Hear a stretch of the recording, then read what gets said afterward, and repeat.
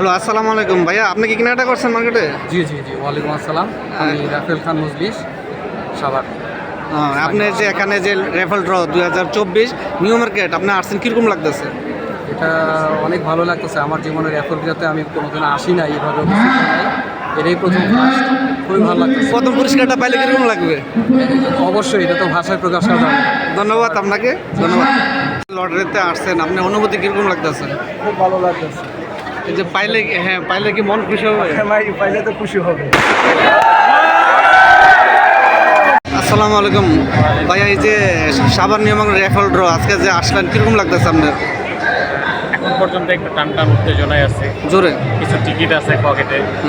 এখন তো আশা আছে যে প্রথম পুরস্কারটা আমি পাবো। ছেলে ইনশাল্লাহ। আছে আমার সাথে, পিছনে বসছে, ওর কাছে টিকিট আছে। ও তো আগেই বলে রাখছে যে প্রথম পুরস্কারটা ও পাবে, এই জন্য একটা টান টান উত্তেজনার মধ্যে আছে। তো ভাইয়া বুক ভরে আশা নিয়ে আসছে, লটারির পরে দেখা যাবে কে পাবে প্রথম পুরস্কার। ধন্যবাদ ভাইজান। হ্যাঁ, আমি টিকিট করেছি। হ্যাঁ পাবা কিনা? হ্যাঁ আশা থাকো, ইনশাল্লাহ পাবা। হ্যাঁ পেতে পারো, ঠিক আছে। ছোট ভাই কেনাকাটা করছো? এই টিকিট ফেলাইছো? তো পুরস্কার পাবা কিনা? ইনশাল্লাহ পাবা। আচ্ছা ইনশাল্লাহ আশা থাকো, ধন্যবাদ। খুব ভালো লাগতেছে না? আনন্দ অনুভব লাগতেছে।